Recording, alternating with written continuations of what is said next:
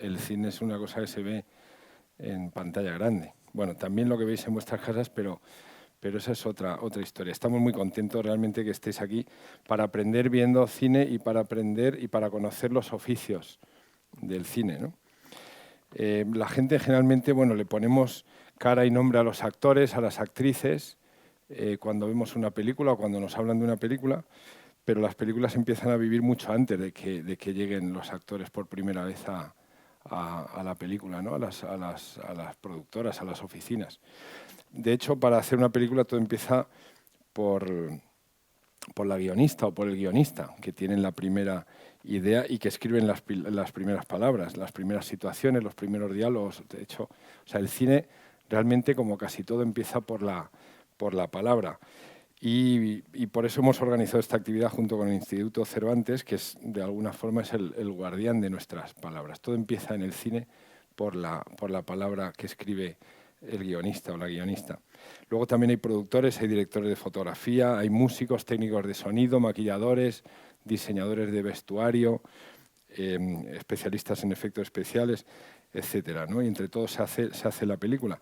Y uno de los privilegios que tenemos quienes estamos detrás de las cámaras, quienes hacemos las películas, es no solo que las producimos, que las realizamos o que las inventamos, sino que pertenecemos a ese mundo de este grupo tan numeroso de gente que se dedica a esto, ¿no? Ese sentido de pertenencia a un universo y con el que te identificas y del que formas parte, es una de las cosas que, bueno, a mí personalmente, y sé que a muchos y a muchas de mis compañeras, nos movió a entrar en el mundo del cine, ¿no? Pertenecer a ese mundo, a ese gran grupo de gente unida por esa pasión, por la pasión del cine, de contar historias, con imágenes, con sonidos, con palabras.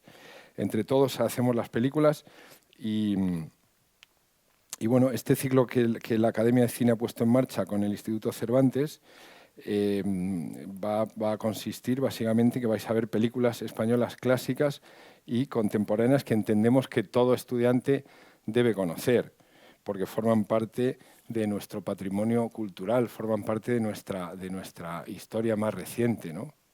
Porque el cine al fin y al cabo tiene 100 y pocos años. La verdad que es una maravilla ver la sala llena de gente, de chicas y de chicos, creo que tenéis entre 14 y 17 años más o menos, ¿no? Y creo que habéis visto ya Mujeres al borde de un ataque de nervios, ¿no? Eso lo habéis visto ya. Y en unos minutos vais a disfrutar, porque es una película que realmente se disfruta, vais a disfrutar de La boda de Rosa. Y luego vais a poder preguntar a la guionista Alicia Luna, que está aquí con nosotros, que es quien escribió esta historia, quien se la inventó, junto con Iciar, ¿verdad? Y también al escritor Luis G. Martín vais a poderle preguntar sobre la película y sobre el oficio de guionista. Ya sabéis que hay películas que terminan cuando aparece en la pantalla la palabra fin. Luego hay otras que siguen vivas durante unos días, unas semanas, que seguimos hablando de ellas con los amigos, con las amigas, con los compañeros. Y luego hay otras que permanecen vivas para siempre, ¿no? Unas películas que permanecen en nuestra memoria para siempre. Y esas entendemos que son las que debemos conocer porque funcionan como un espejo de todos nosotros, de nuestra sociedad. Para la Academia es una necesidad que el cine entre en las aulas, que forme parte de vuestra formación para comprender ese mundo, el mundo en el que vivimos. Nos parece que es fundamental. Y también nos importa mucho que los nuevos espectadores conozcan la experiencia del cine en la pantalla grande, porque lo que aquí hacemos es justamente eso, películas para que se puedan ver en eventos como este, en eventos compartidos, eventos de disfrute colectivo, en el que un grupo más o menos numeroso de gente se reúne para vivir al mismo tiempo las mismas emociones, que no tiene nada que ver con verlo cada uno en su casa, aunque pueda ser la misma película. Y os pasará que veis la misma película en el ordenador o en el móvil, que seguro que lo veis también, lo vemos, a veces tenemos que ver cosas en el móvil, pero la experiencia colectiva es otra cosa y implica que estamos todos unidos y al mismo tiempo es una experiencia que multiplica el efecto y el impacto emocional de lo que vemos. Entonces, bueno, muchas gracias por estar aquí y ahora os dejo con el director del Instituto Cervantes, Luis García Montero, que aparte de poeta es un cinéfilo perdido, que no lo puede remediar. Gracias, Mariano. Os voy a explicar muy brevemente por qué es una alegría para el Instituto Cervantes, la institución que yo dirijo, poder reunirnos aquí con Elías Clara Campoamor para celebrar la puesta en marcha de este ciclo de colaboración con la Academia dedicado al cine. El Instituto Cervantes es una institución que se fundó hace 30 años para difundir la lengua española y la cultura en español. Y digo la cultura en español porque, como sabéis, el español no solo se habla en España, se habla en más de 20 países y nosotros nos dedicamos a divulgar y difundir la importancia de la cultura de nuestra lengua con todos los países latinoamericanos. Estamos en 94 ciudades, en 47 países, y nos interesa mucho este tipo de reuniones porque para tener energía y trabajar por nuestra cultura en el exterior es muy importante que se nos conozca dentro, que se nos conozca en España y que se nos conozca desde muy jóvenes, como sois vosotros, como sois vosotras.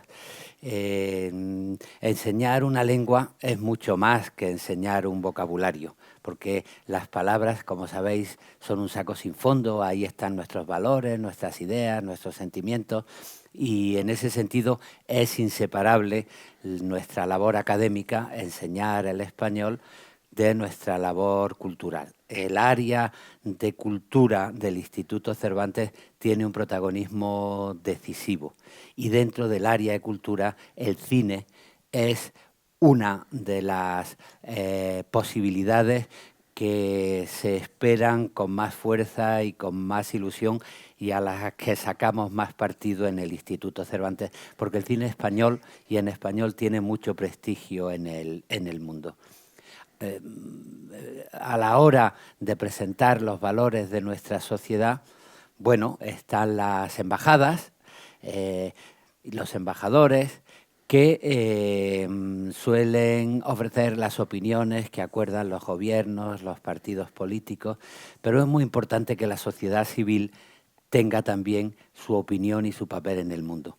Y cuando un director, un actor, alguien del mundo del cine o un escritor, un pintor, un músico, una música, una creadora dan su opinión sobre la realidad, sobre lo que significa España, sobre nuestras costumbres, cuando eso se puede ver en una pantalla o se puede leer en un libro, la gente siente con convicción que está conociendo una sociedad, nuestra sociedad, y a eso nos dedicamos.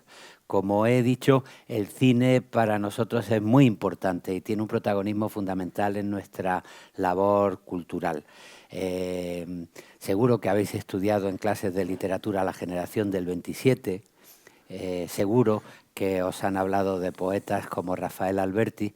Pues Rafael Alberti, cuando hizo una especie de manifiesto sobre lo que era la generación del 27, en un libro dedicado a Góngora, Cal y Canto, el poema Carta Abierta, tenía una confesión: yo nací, respetadme con el cine, porque desde principios del siglo pasado el cine se ha convertido en un eje fundamental de nuestra sociedad y por eso nos interesa mucho colaborar con la Academia, como nos interesa colaborar desde hace tiempo con los colegios, con los institutos, para que se conozca nuestro trabajo. Hemos hecho ciclos dedicados a la poesía, dedicados a la literatura, pero es muy importante este contacto con alumnos, alumnas, con el profesorado de los institutos, ahora en colaboración con la Academia, para dedicarnos a divulgar el cine, para que conozcáis nuestro trabajo y también para que os hagáis una idea que hacer una película no es simplemente contar con un actor muy conocido, una actriz muy conocida o un director muy conocido o una directora. Hay todo un mundo dedicado al cine que tiene que ver como decía Mariano, con el guión, con las palabras, también con la fotografía, también con el que mira desde una cámara, que son los que crean este trabajo colectivo, que es una película que representa muy bien esa vida colectiva que es una sociedad.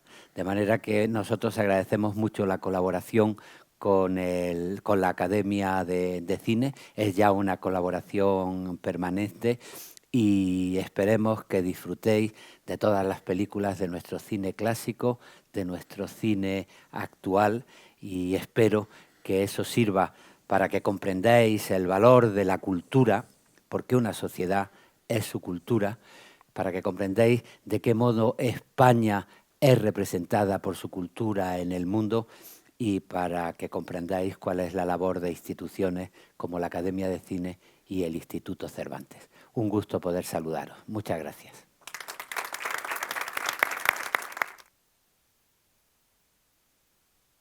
Me quito la mascarilla yo también. Bueno, buenas tardes. Creo que ya son buenas tardes o todavía no. Son Yo buenos creo días. que todavía son buenos días. Son buenos días. ¿Os ha gustado? ¿Y por qué no habéis bailado? Yo he estado bailando ahí en la escalera. Bueno, ¿estamos listos entonces?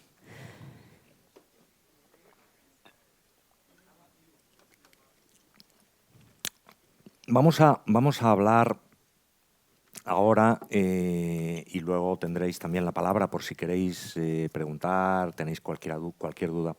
Vamos a hablar de la parte del guión utilizando estas dos películas que habéis visto. Dos películas que son muy distintas y muy iguales, que parten de o forman parte de un género clásico, que es la comedia romántica, en teoría, aunque con Mujeres al borde de un ataque de nervios habría que hacer muchas matizaciones, y con La boda de Rosa habría que hacer muchas matizaciones, porque a medida que los tiempos pasan, yo creo que lo bueno de los géneros es que necesitan personalizarse, ajustarse al tiempo en el que se vive, cambiar un poco las perspectivas y, por supuesto, no repetir algunos de los modelos. Tanto una película como la otra, y esto es una pedantería que no nos va a llevar más lejos, pero para que lo sepáis, responden o tienen unos esquemas que forman parte de lo que es la comedia clásica americana, que tiene una serie de fases de escritura. Yo, por cierto, soy aquí el impostor, es decir, la que sabe realmente de guión es Alicia, y es la que ahora hablará con más conocimiento de causa. Yo, una de las cosas que sí que puedo aportar es la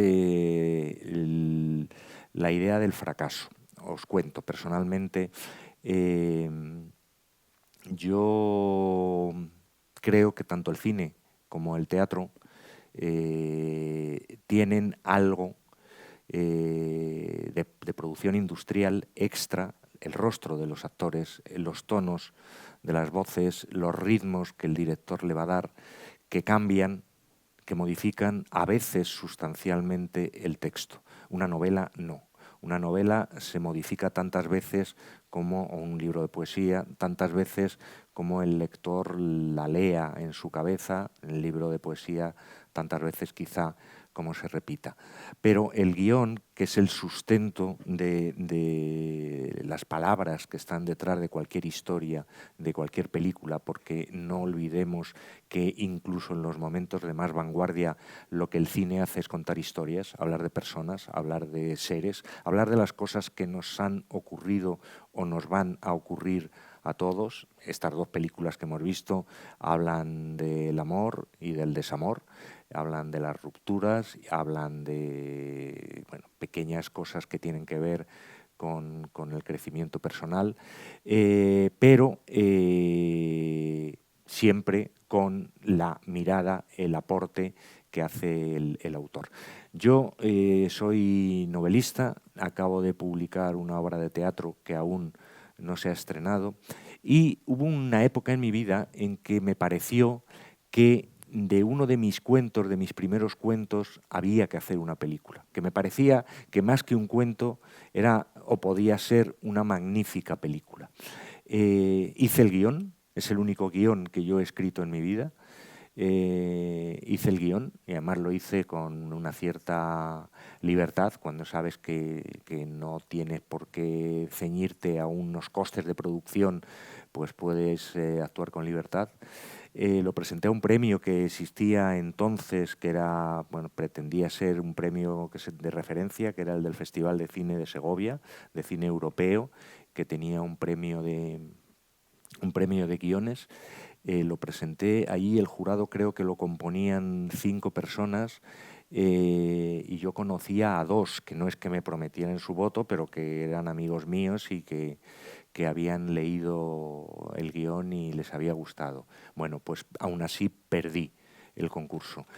O sea que la sensación de que escribir un guión es algo muy serio, de que escribir un guión no simplemente basta saber escribir bien, sino que hay que saber escribir bien un guión que tiene unas reglas específicas, es importante. Uno, que yo creo que esto sí que Alicia y yo lo compartimos, hay que ser escritor, hay que tener algo que contar. Si no tienes nada que contar, dedícate a otra cosa. Tienes que tener una mirada al mundo, tienes que ver las cosas de una manera particular. En este caso, ¿qué le ocurre a Rosa de distinto? Que necesita amarse a sí misma antes que amar a los demás, de estar preparada para amar a los demás amándose a sí misma. Bueno, es una forma no nueva, porque ya no hay nada nuevo bajo el sol, pero sí es una forma original de plantear una historia de amor.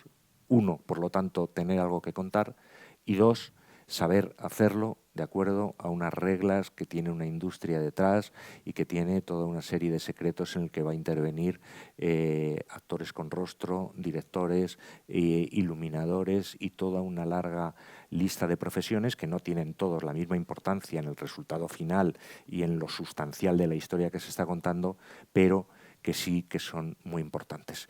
Y ya sin más, le cedo la palabra a Alicia, que es la que realmente sabe de lo que va a hablar.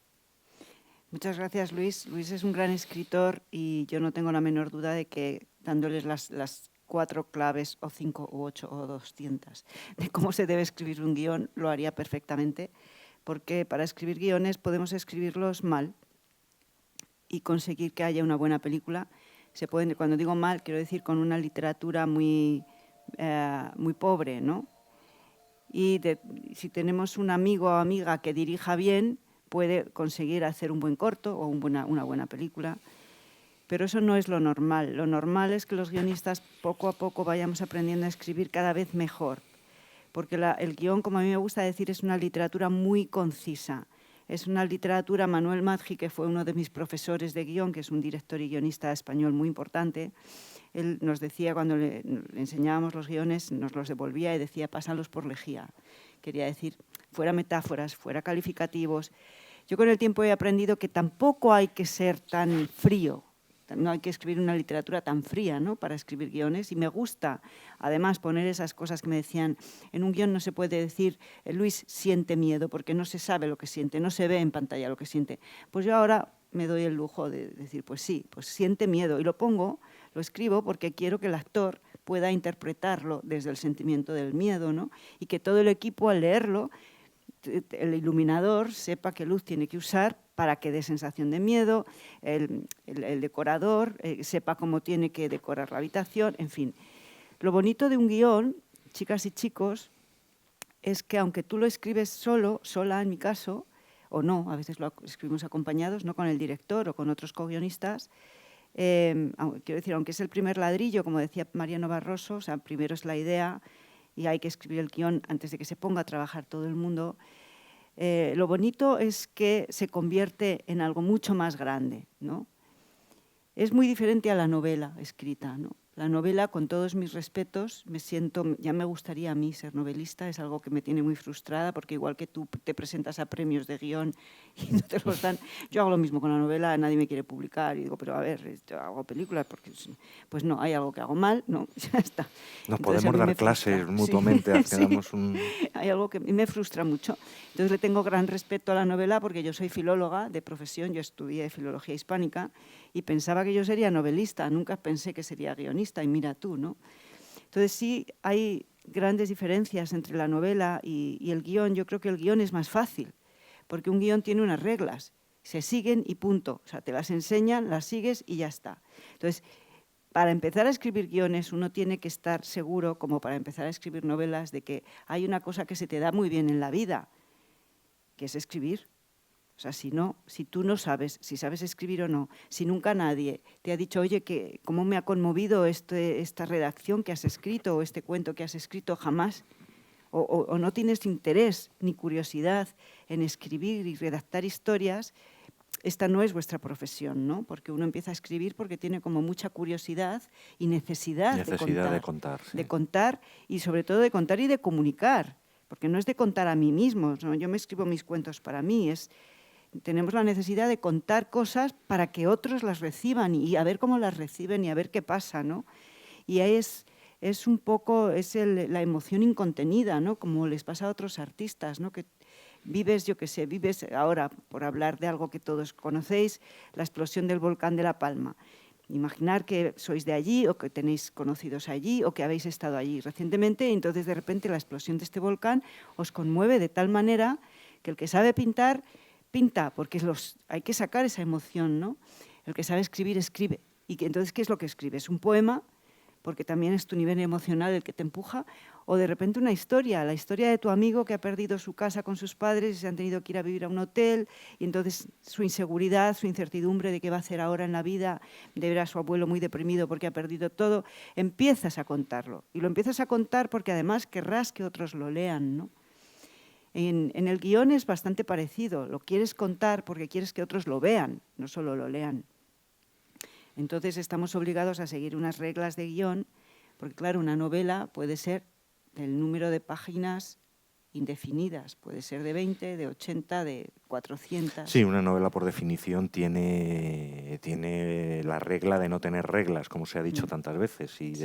Pero también es verdad que yo creo que en el cine ha habido épocas, estoy pensando la más obvia en la Nouvelle Vague, que se rompieron las reglas. Es decir, que también el cine consistía o ha consistido en un determinado tiempo en romper reglas formales, unidades de tiempo. Sí.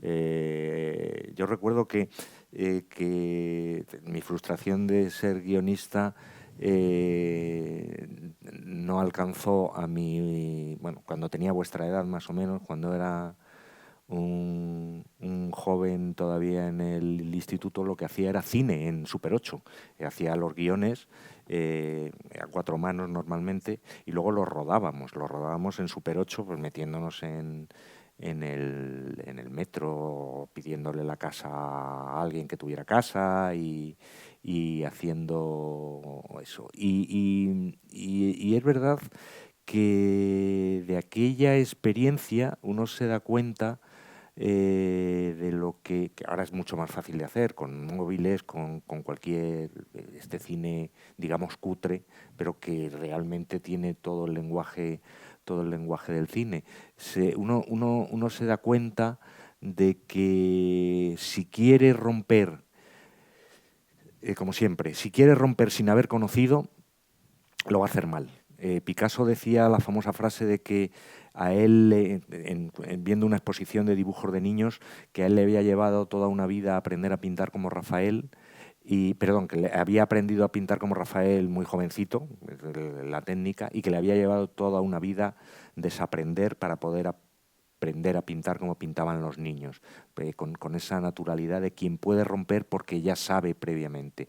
Yo creo que en el caso de en el caso del cine no es un arte que escape a esto y que se puede romper algo cuando sea conocido. Lo que no sé es si esas películas tú crees que aguantan, porque estas películas, y ahora yo creo que podemos hablar de ello también, son películas que tienen ¿cuántos años de distancia? 2020, 30 años de distancia yo creo que deben de tener, o 20 Sí, y muchos. Mujeres al borde, Sol, si nos echas un cable, es del 2000, es de los 90, pues fíjate. Sí, por eso, o sea, años, 24, 30 25 años.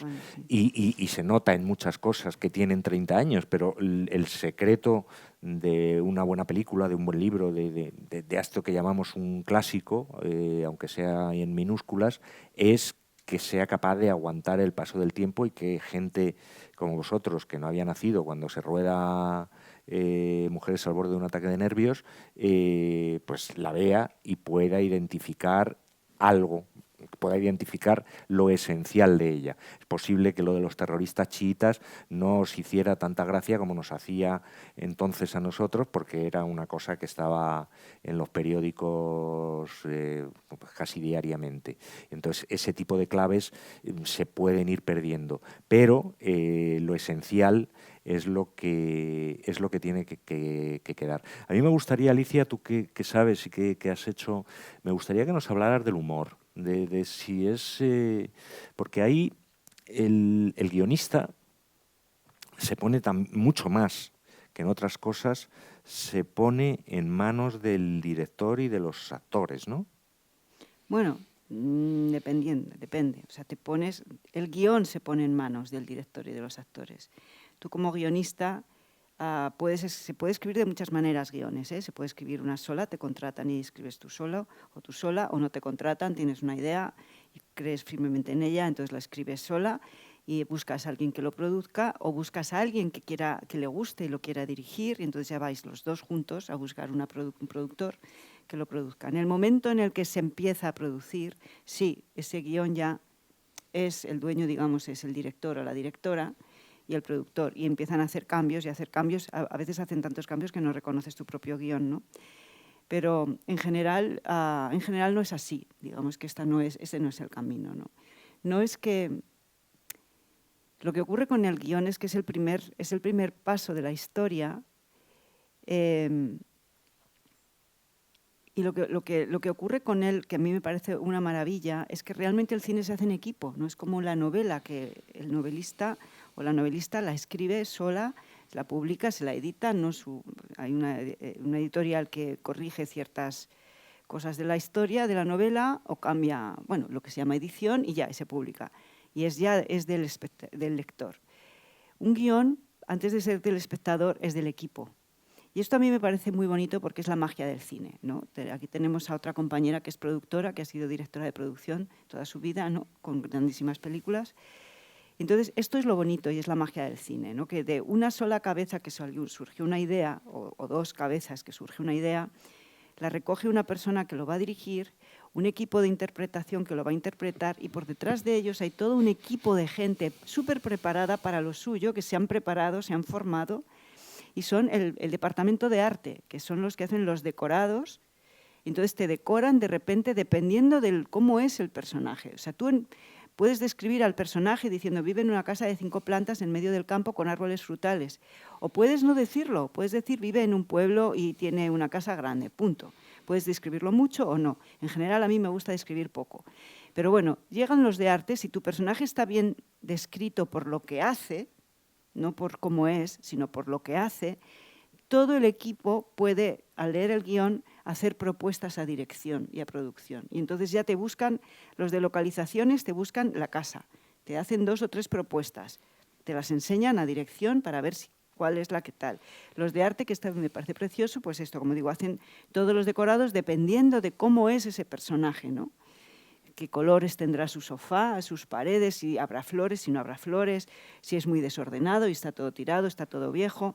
Llega también el departamento de vestuario y trae el vestuario del personaje, que le dan a elegir al director o a la directora, ¿no?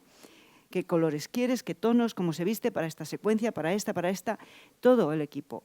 El equipo de luces, de electricidad, el equipo de iluminación, quiero decir, que es un equipo muy grande también porque está desde el cámara, el director de cámara, hasta el foquista, pero también están los eléctricos, que son los que ponen las luces. Estos son los que más guerra dan porque tardan mucho tiempo en plantarlo todo, ¿no? Pero ponen la iluminación necesaria para cada secuencia, para que cada secuencia tenga el tono de luz que necesita esa secuencia, si el personaje está triste, si es un terror, si es una comedia, todo eso tiene que estar. Esto me parece precioso. Entonces, para mí, yo he sufrido una vez una epifanía, que fue con Te doy mis ojos, que fue una película mucho anterior a esta, con Itziar Irigoyen también, que el pase para el equipo, yo la disfruté la película como si fuera, como vosotros, un espectador más. Entonces acabó la película, estábamos solo equipo, y yo aplaudí, me levanté, les dije a todos, qué maravilla, qué bien, muchísimas gracias, de verdad, qué preciosa película. Y todos me miraban, como diciendo, se ha vuelto loca.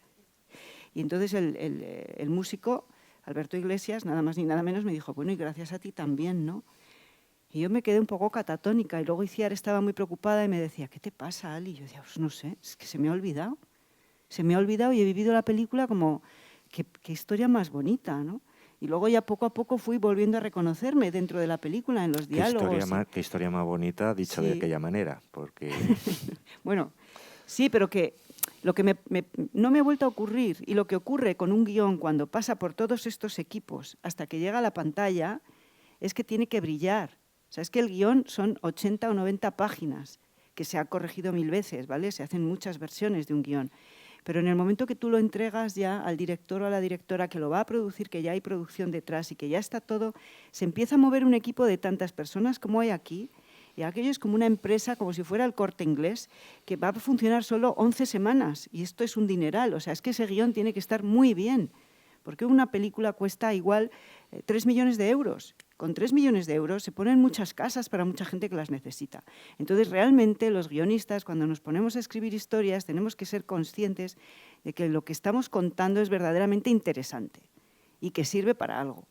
Aunque sea para divertir, o para aterrorizar, o para generar conciencia social, o para ayudar a la gente a que quiera más al prójimo. Pero que el cine es un arte industrial y es muy caro, ¿no? Entonces, es importante no hacer perder el dinero a mucha gente y no creer que nuestras historias son siempre importantes. Muchas veces no lo son. Y yo sí, que doy clases de hace muchos años también como cineasta, como guionista, siempre intento contar a los alumnos que la historia que a ti se te ocurre y que te gusta a ti, únicamente a ti, igual podría ser un poema. Porque el cine necesita mucho dinero, mucha gente, y no le podemos pedir el esfuerzo a un productor de que busque el dinero allá donde no lo hay, para una historia que luego va a haber muy poca gente, sí, ¿no? Entonces, esto es un poco lo que le pasaba a la Nouvelle Vague y tal. Está muy bien, es que el cine tiene reglas para saltárselas, y el cine está siempre en revolución porque es el último arte que llega, es el más joven siempre, ya tiene más de un siglo, pero es el último en llegar, ¿no? Entonces, y estamos en continua revolución, chicos, porque imaginaros que cuando surge el cine, es el cine mudo. Eran los hermanos Lumière, ¿no? O Elena Cortesina también, o sea, ¿cómo se llamaba la película de Elena? No, de Alice, ay, se me ha olvidado el nombre de una de las primeras cineastas. Alice Guil, es verdad. Alice Guil, el hada de las coles, y esto era una película con una dramatización, esto era la primera película de verdad, y era en un huerto de coles y había bebés, ¿no? Muy bonito, era muy graciosa. Y luego los Lumière llegan con la locomotora, que la pantalla la hacía tan grande que la gente se iba de la silla porque creían que les iba a arrollar, ¿no? Y luego llega el cine mudo, ya estamos en el cine mudo, pero empieza Chaplin a hacer cine con historia y letreros. Luego llega el cine sonoro, es una revolución, hasta Chaplin piensa que el cine va a morir si hay diálogos, ¿no? Luego llega la publicidad, con la televisión. Bueno, primero llega la televisión, que esto ya hace que el cine tenga que cambiar sus fórmulas de trabajo. Luego llega la publicidad, que le imprime más ritmo a las películas y además, sobre todo, evidencia que el público es más listo de lo que se pensaban y que se puede hacer elipsis y lo van a entender. Quiero decir que podemos poner que nuestro invitado sale por la puerta y ya está y ya está en Benidorm, porque era lo que él me ha dicho a mí, Alicia, me voy a Benidorm, y no tenemos que ver cómo sale por la puerta, la vuelve a cerrar, coge el coche, llega al aeropuerto, no tenemos que ver todo esto, es corta a Benidorm, elipsis, el público lo entiende. Esto lo aportó la publicidad al cine. Luego llegaron las series de televisión, ahora han venido las plataformas, que también se han metido en la manera de narrar. Te has saltado el color. Que no es una cosa menor tampoco. Sí. Pero... Y bueno, y esto no para aquí, no se detiene aquí. O sea, vamos a ver qué os inventáis vosotros, ¿no? Cuando seáis profesionales. Entonces, el cine está siempre en revolución. Has hecho una explicación maravillosa que yo creo que os será muy útil, pero no has respondido a mi pregunta. Que te la voy a volver a hacer. Hemos visto 2 comedias. Y yo tengo la sensación, tú has hecho cine de todo tipo y acabas de hablar de Te doy mis ojos, que era una película bastante dramática, una de las primeras películas, si no la primera, que abordaba el tema del maltrato machista. Lo que yo te planteaba, y probablemente esté equivocado, es que en la comedia, cuando un guionista escribe ese gag que tiene que tener o que quiere que tenga gracia, sí que está más en manos de los actores y del director. De los actores y del director, porque realmente hay gags de Woody Allen que en el fondo daría igual casi quien los dijera, porque son muy gags intelectuales y te puedes reír incluso leyéndolo. Pero la mayoría de la historia del cine, de la comedia, no digo del cine cómico, que también, por supuesto, pero de la comedia, ves El Apartamento, o ves cualquier película de Billy Wilder y tal, y hay reacciones del espectador que tienen que ver no solo con cómo se ha construido el guión, sino con los actores que están detrás. Sí. En La boda de Rosa yo creo que también habría sido una película distinta si no hubiera estado Candela. Bueno, de hecho pensábamos que el guión era más cómico. O sea, Candela le dio dramatizó un poco su personaje porque ella lo veía así, ¿no? Y en el guión era más cómico. Bueno, es que una comedia no son solo los diálogos, que en los diálogos estás vendido al actor y a cómo el director, dónde ha puesto la cámara y cómo quiere rodar. Pero una comedia tiene un ritmo más acelerado que un drama social o un drama de amor. Entonces, ese ritmo ya al espectador lo tiene más despierto. Y una comedia son sobre todo las situaciones, porque es que un guión sobre todo son las situaciones, no son tanto los diálogos, son las situaciones. Nosotros en guión decimos que el personaje es por lo que hace, no por cómo es, ves cómo es por lo que hace. Entonces, en una comedia te tienes que inventar situaciones cómicas, una tras otra, de una manera casi hilarante. Y eso es lo que hace que una comedia sea una comedia. Y luego ya lo bordas con los diálogos, ¿no? Entonces, sí es verdad que depende de qué actor, pues de repente hay un diálogo que no parecía muy cómico y lo hace súper cómico, y hay otros que uno que era muy cómico lo hacen fatal. Entonces ahí está la mano del director. O ya después, en montaje, en la sala de montaje, el montador o la montadora que junto con el director decidan esto lo cortamos porque realmente no se ha cargado el diálogo, queda mejor que no lo diga y se corta, ¿no? Pero un poco la comedia es como el terror y como el suspense y como el drama, son las situaciones, no solamente los diálogos. Hay guionistas superdotados para escribir diálogos hilarantes y que te partes de la risa, ¿no? Hagan lo que hagan los actores, pero en general, o sea, el cine de Billy Wilder no es solamente la genialidad de los diálogos, sino las situaciones sorprendentes que ocurren. Sí, la propia construcción incluso de las tramas y de las historias. Alicia, ¿tú crees que a estos chicos les podríamos recomendar ser guionistas? Ahí es un buen momento para ahora con todas las series, porque hemos hablado de cine, pero todas las series que en el fondo son cine, es imagen. Sí, además están dando mucho trabajo. Cuando yo empecé no había casi trabajo, pero ahora con las series hay mucho trabajo. ¿Vosotros tenéis idea de cómo se escribe un guión, de cómo empieza alguien? O sea, es como, tengo una idea, y la idea es la idea de una chica que llega a un pueblo. Y resulta que el pueblo está abandonado, no hay nadie en el pueblo, no encuentra a nadie, pero parece como si hubiera gente. O sea, las puertas están cerradas, pero las persianas tienen cortinas, hay flores en los balcones, las tiendas están cerradas, pero están llenas de cosas, y entonces no entiende por qué no hay nadie dentro. Y entonces vamos a contar la historia de esta chica que se llama Martina, me lo estoy inventando todo, que se llama Martina, que ha llegado a este pueblo y tiene que seguir adelante, a continuar su viaje, pero ahora pues no sabe qué va a hacer, cómo va a salir de allí. Hay coches, pero ¿qué hace? ¿Los roba? ¿O qué va a hacer? ¿Cómo continuaríamos esta historia? ¿Sería una historia cómica? ¿Sería un drama? ¿Sería una historia de terror? ¿Un suspense? ¿Tenéis idea de cómo se convertiría esta premisa en una historia, en un guión? ¿Cómo? De suspense.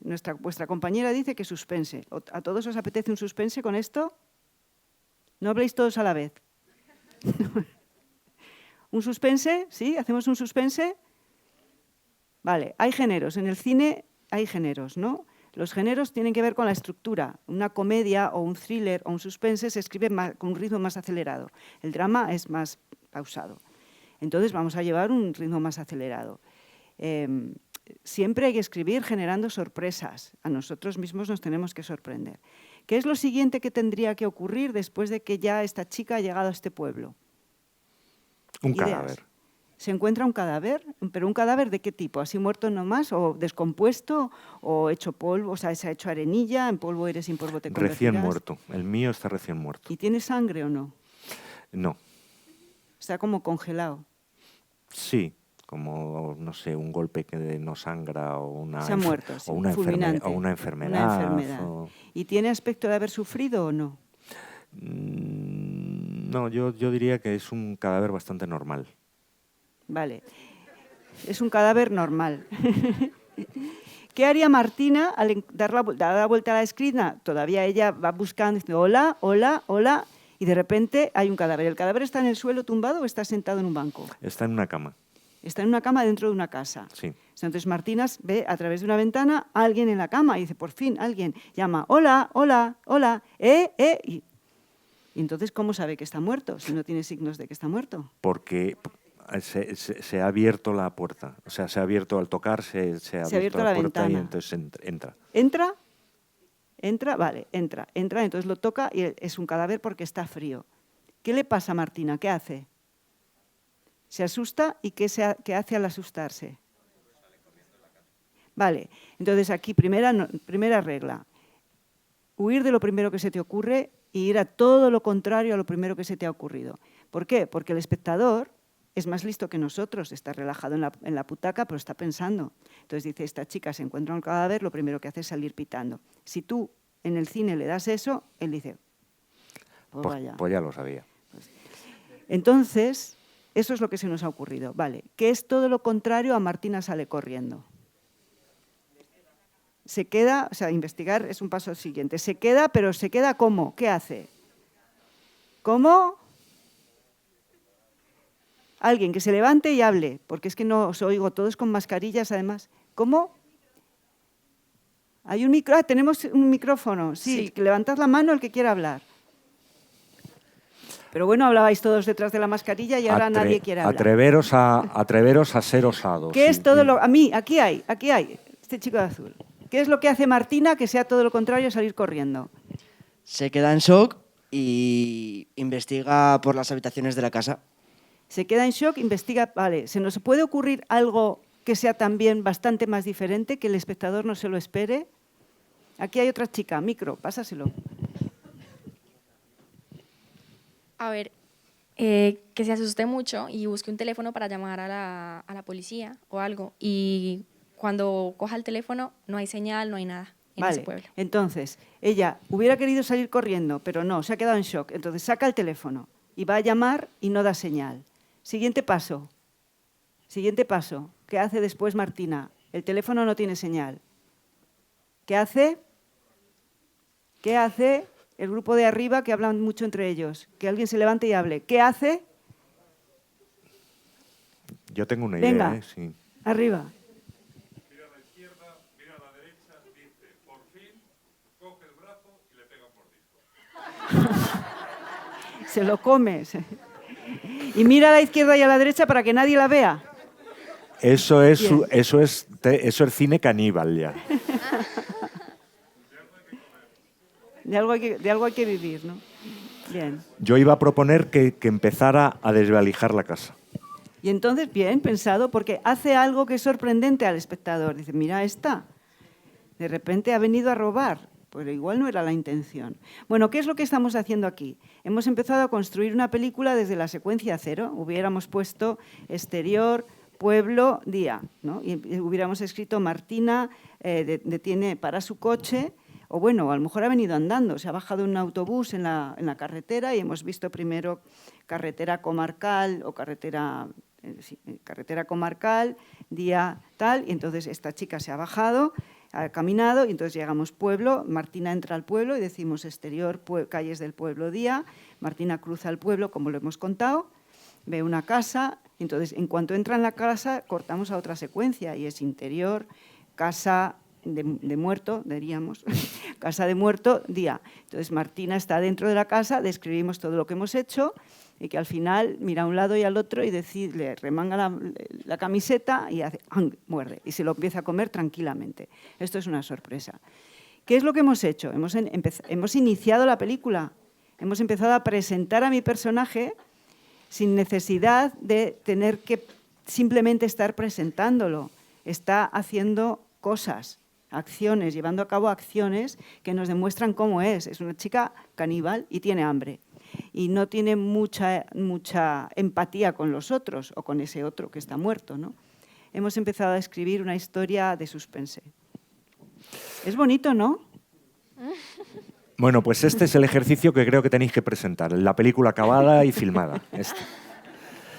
Como estamos en los últimos 10 minutos, vamos a abrir el turno de preguntas para que podáis no solo preguntar, sino intervenir diciendo lo que queráis sobre las películas que hemos visto, preguntándole a Alicia sobre los secretos de la profesión, sobre dónde hay que mandar currículums, sobre cualquier tema que os apetezca, que tenga que ver con el guión, con la narratividad cinematográfica y con las dos películas que habéis visto, que hemos visto. A ver, ¿quién rompe el hielo? Aquí.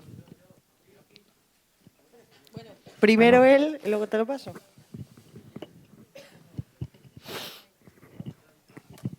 ¿En qué te inspiraste para escribir el guión de la película? ¿De La boda de Rosa? Sí. Bueno, la escribimos juntas, Iciar y yo, empezamos hace mucho tiempo, mucho. Lo que pasa es que luego cada una tenía otros trabajos y no podíamos continuarla. Y la inspiración fue,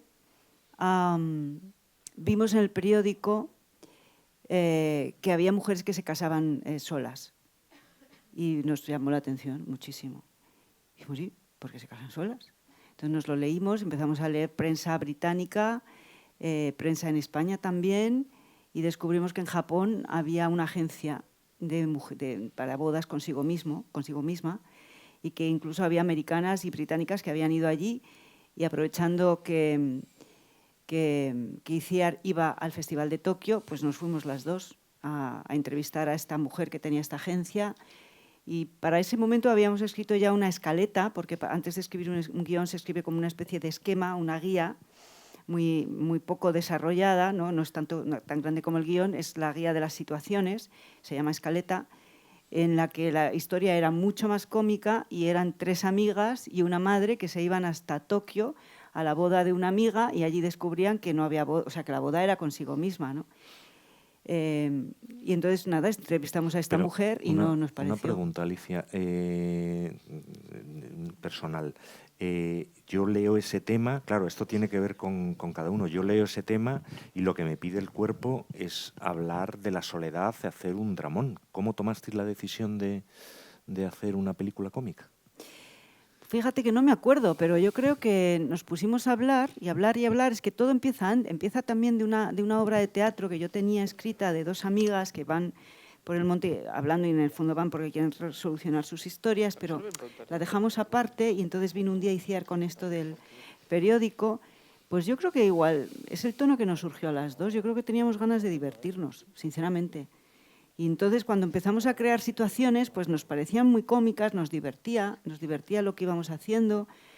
Me da la impresión de que no fue algo decidido, de vamos a hacer una comedia, sino Sí, que vamos vino, a mirar a esta vino, mujer, ¿qué le pasa? ¿Por qué hace esto? Entonces, bueno, ya desde el inicio lo estábamos escribiendo con un tipo de ritmo, que es el ritmo de la comedia, que es más rápido, y eran las cosas que le pasaba a esta mujer, ¿no? Partíamos también de muchos acontecimientos personales míos, de que pues llega tu padre y dice, pues yo me voy a quedar aquí contigo. Y dices, bueno, puedes hacer un drama de eso muy grande, o dices, me puedo empezar a reír.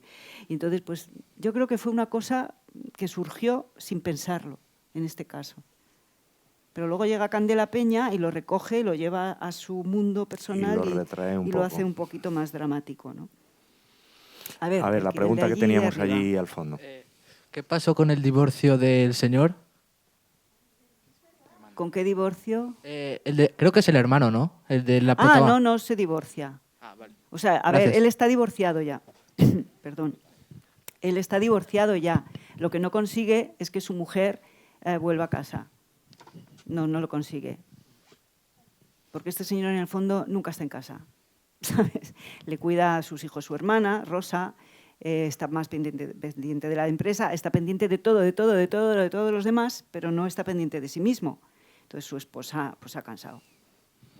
Entonces pues el pobre no lo consigue. Este es un personaje que no consigue lo que quiere. Y yo creo que es un buen momento también para hacer la apostilla de que una de las grandezas de muchos guiones, de muchas películas, de muchas novelas, es no cerrar todas las cosas que se han ido abriendo. Hay cosas que hay que cerrar, pero hay otras cosas en las que, como en la propia vida, que es un caos, el arte está para hacer algo ordenado dentro del caos, pero no todo tiene por qué tener una respuesta. Si ha quedado respondido lo central, si ha quedado respondido o planteado lo central, en este caso, hay otras cosas que pueden quedar a la discrecionalidad del propio espectador, que decida si se ha divorciado, no se ha divorciado y cómo va a seguir la vida de ese personaje. Exacto. Bueno, yo tenía que decir varias cosas. Primero, es un lujo estar aquí en la sede de la Academia. Siendo un ciclo llamado Arte y Oficio, me ha encantado que pudiéramos ver los títulos de crédito hasta el final, porque esa es una costumbre que ha desaparecido y es francamente imposible cuando ves una película, ya sea en la televisión, ya sea en una plataforma, ver los títulos de crédito. Ya solamente queda el reducto del cine. Y como decía Alicia antes, hay muchísima gente que trabaja para producir una película. Y yo siento que cuando no se ven esos títulos de crédito, no respetamos ese trabajo. Hablando del trabajo, Alicia, tengo dos preguntas. La primera, yo en las películas que recuerdo, en Pídele cuentas al rey, en Te doy mis ojos, en esta película de La boda de Rosa, hay unos actores increíbles. ¿Hasta qué medida marca el tener a un actor como Luis Tosar o Candela Peña en el desarrollo del guión? Y luego los guionistas, que son el germen de la película, en muchos casos, salvo contadas excepciones, no son conocidos o no son reconocidos por el gran público. Para un guionista eso es un punto a favor, pues uno se mantiene en un cierto anonimato o se siente un poquito a expensas de la labor de otros, del director o del productor, que vienen a rehacer lo que hemos escrito. Esas son las dos preguntas. Vale, pues respondiendo a la primera, cuando estás escribiendo un guión, generalmente no estás pensando en los actores que vas a tener, no lo sabes, ¿no? Otra cosa es que trabajemos algunos guionistas pensando en quiénes son estos actores, porque así cuando estás escribiendo los diálogos puedes oír cómo lo dirán, ¿no? Yo, gracias a Dios, pienso en Luis Tosar porque, claro, casi con la segunda película, ¿no? Para mí siempre es Luis Tosar y Candela Peña, siempre. Pero un día me di cuenta que esto podía ser un poco enfermizo en mi caso, y entonces ya busqué otros actores y entonces ya me pongo a Robert De Niro y a Meryl Streep, ¿no? Entonces yo digo, esto Meryl Streep no lo dice ni de coña, está mal el diálogo, esto no lo dice, ¿no? Entonces así puedo un poco equilibrar mi diálogo, que no sea muy, muy propio mío, sino del personaje. Pero eso es muy raro y hay muchísimos directores y directoras que además prefieren no hablar de los actores hasta que no se ha terminado el guión y se tiene fecha de rodaje y se va a empezar a buscar a los actores, porque los actores luego tienen fechas y para un director es muy frustrante querer contar con Candela Peña y que luego ya no pueda porque está rodando otra historia, ¿no? Entonces prefieren no pensarlo. Esto con los actores. La segunda pregunta depende del ego del guionista o no. A mí me va bien que no se sepa mucho quién soy, porque así yo puedo estar en la puerta de un cine y escuchar lo que dicen cuando salen de la película. Nadie sabe qué soy yo. Entonces oigo de verdad lo que piensan de la película. Pues menudo rollo, pues parecía que estaba bien, pero es un poco ñoña, ¿no? O no hablan de la película, que esto es mucho peor. O sea, salen de ver de la película, ahí están todos. ¿La caña dónde? Aquí, arriba, abajo. No nos íbamos a tu casa. Otro dice, uy, corre, que tengo prisa. Y dices, nadie habla de tu película. Y dices, esto es un horror. O sea, es que pero lo haces, eres así de masoquista. Sales del cine y te quedas ahí rondando. Voy a la puerta. Bueno, ya no, porque vivo en un pueblo y no hay cines. Pero antes yo vivía muy cerca de un cine, entonces me iba a la puerta. Cuando salían, ¿qué decían, no? O estás en una comida, o estás en una terraza o en un bar con gente y están hablando de tu película. Nadie sabe quién eres, ¿no? Entonces escuchas de verdad lo que la gente ha sentido con tu película. Pero es verdad que el guionista tiene que reivindicar su espacio y no dejarse comer. O sea, el guión lo ha escrito un guionista, tiene que firmar la película, procurar que no firmen 5 con él la ha escrito él, si la ha escrito con el director, pues muy bien, pero que no la firme nadie más. Y tiene que tener su espacio. Y luego otra cosa son las series de las plataformas, donde el guionista casi, o sea, sí, es el creador. Una pieza industrial. Sí, es el creador de la idea, también de los guiones, es el que coordina la serie y por necesidad tiene que aprender un poco de producción para estar en producción también y apoyar al equipo de producción, porque es él el que más sabe de la serie. Luego, si no se va a poder rodar esto en esta sala porque está ocupada por un instituto, pues entonces se le tiene que ocurrir inmediatamente qué mejor que el creador de la serie, dónde vamos a poder rodar ahora mismo esta secuencia que había que rodar aquí. Pues nos vamos a la sala de juntas, que también es grande, y ya está, ¿no? O sea, es mejor que sea el creador el que organice. Pero esto son las plataformas. Pero eso depende del ego. Hay guionistas que tienen un ego más grande y quieren estar siempre reconocidos y otros que menos. Esto ya depende de cada uno.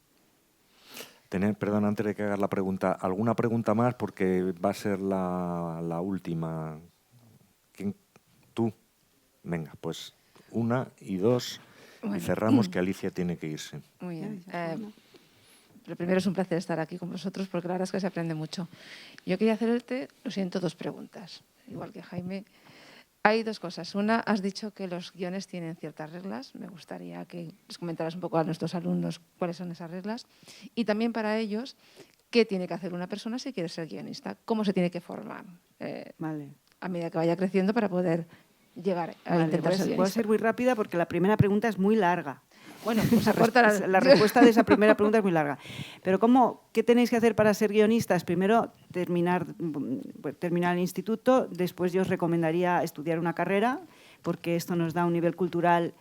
Me da igual qué carrera, física cuántica o literatura comparada, lo que sea. Pero yo creo que una carrera universitaria nos da un nivel cultural óptimo y un pozo mental para saber de qué queremos escribir. Es verdad que hay mucha gente que dice, no, yo es que quiero ser guionista, no quiero hacer ninguna carrera porque lo que quiero es estudiar cine. Bueno, vale, pues hay que leer mucho, hay que ver mucho cine y hay que ir a escuelas de cine.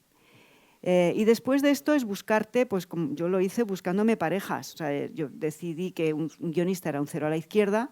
¿Cómo iba a mover un guión yo si no me conoce nadie? Y dije, bueno, lo mejor es buscar a alguien que lo quiera dirigir. Entonces ya vamos 2, ¿no? Un director y una guionista. Queremos hacer este proyecto. Y llevaba un argumento, una sinopsis. Y así se puede empezar, ¿no? Lo de enviar currículums o enviar guiones a productoras, esto no, porque ya ellos ya no pueden leer más. O sea, tienes que dar, tu guión se lo das a un productor si él te lo ha pedido, o si de repente te enteras de que tal productora recibe guiones, pero si no, en general no se leen. Lo siento, pero es así, ¿no? Porque se reciben muchos, ¿no? Las reglas de un guión son muchísimas, pero básicamente lo que deciros es que un guión tiene estructura y ritmo y tiene personajes, ¿no? El personaje es el tono de la película lo lleva el personaje, porque en el momento que decimos tengo la idea de, quiero contar la historia de Martina, que va de viaje hasta no sé dónde, pero para en un pueblo donde tal, ahí en ese momento ya le estoy dando el tono a mi historia con mi personaje. Es diferente si yo digo, voy a contar la historia de Martina, que se baja de un autobús y llega a un pueblo donde no hay nadie y entonces ve un cadáver y como tiene hambre pues se lo come y no piensa, le da lo mismo, se lo come y entonces sigue, ve a un perro y se lo lleva atado porque se lo va a comer más adelante y entonces estoy contando una de zombies o de canibalismo. Es otro tono, ¿veis? Y otro tono es, estoy contando la historia de Martina que va a visitar a sus padres y llega al pueblo y no hay nadie y se encuentra un vecino muerto y no sabe qué hacer y ha entrado en esa casa y ahora la casa y no puede salir de la casa. Sigo en suspense, pero el tono es otro. Entonces, en el momento en el que empiezo a contar mi historia estoy dando el tono. Y cuando continúo dando la historia sin querer estoy contando, eligiendo el tipo de estructura que quiero para mi historia, ¿no? Que va a ser... Esto tiene que ver con el género, va a ser comedia, va a ser terror, cada género tiene una estructura. Y básicamente las estructuras se dividen en actos, estoy siendo súper rápida, en actos como en el teatro. En general se habla de 3 actos, planteamiento, nudo, desenlace, pero en cine ahora ya trabajamos con muchos más actos. ¿Y esto por qué? Porque el espectador ya es muy inquieto y necesita que cada Giros. X minutos le demos un giro. O sea, a mi personaje, protagonista, le tiene que ocurrir algo que le haga tomar una decisión, que le cambie la vida, que no tenga vuelta atrás. Y esto le tiene que ir pasando cada 10, 15 minutos, ¿no? Lo llamamos 15 puntos de giro. Y entonces, pues eso, un guión tiene pues un arranque, un detonante, un momento que le hace detonar la historia, tiene unos momentos de dudas de mi personaje, después llegamos a lo que llamamos el primer gran punto de giro, que es la cuestión principal. Mi personaje decide cambiar, decide ir a luchar por lo que quiere y entonces deja atrás un mundo y empieza otro.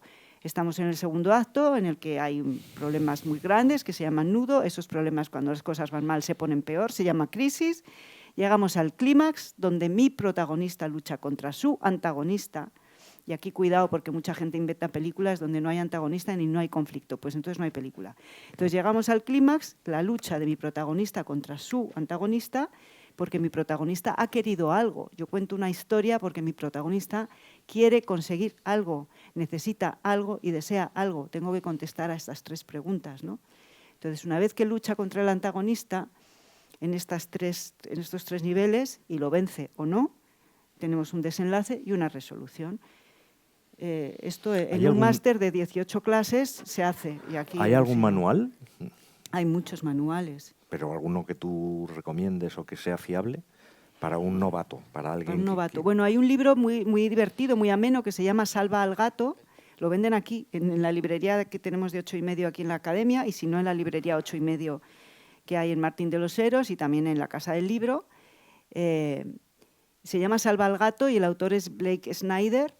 Es un libro muy, muy divertido, muy, muy finito, y la base de cómo cuenta la estructura, de cómo se construye un guión es, salva al gato es salva a tu personaje, o sea, quiere a tu personaje, que tu personaje sea más interesante de lo que se te está ocurriendo, sorpréndeme, ¿no?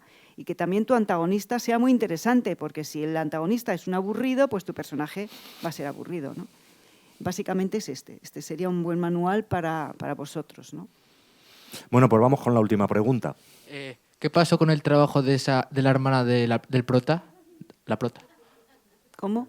El trabajo de la hermana... Del prota, la que está borracha. En la película. Estaba yo pensando en Martina que llega al pueblo. Tú te vas disgustado de no haber sabido... Sí. ¿Qué pasa con...? Perdón, que estaba yo con la historia que hemos creado y entonces la pregunta era ¿qué pasa con quién? Con la hermana... Con Violeta, pues que deja el alcohol, se da cuenta que es alcohólica, deja el alcohol y empieza a ocuparse un poquito más de la familia, ella también, que ella estaba a su aire. Se da cuenta de que Rosa lleva demasiado el peso de toda la familia, sobre todo del padre, entonces decide ella, primero, deja el alcohol, después va a ocuparse un poco más del padre, va a estar más cerca del padre y va a ocuparse también de sí misma. Porque Violeta lo que tiene es un drama detrás muy gordo y es que no quiere mirarse a sí misma, su vida es un desastre y entonces solamente trabaja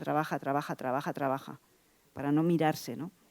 Esto es lo que pasa con Violeta. Podemos hacer una secuela de Violeta. Se puede, sí.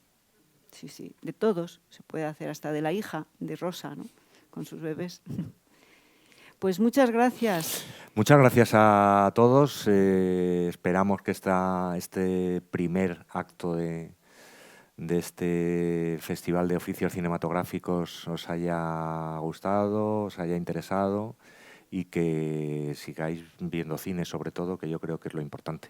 Muchas gracias, Alicia. Y muchas gracias ha a ti. sido un placer. Es un lujo tener a un Y escritor tan importante y tan bueno hablando con nosotros. Os lo digo yo, que me gustaría ser novelista. Vamos. Y a mí guionista.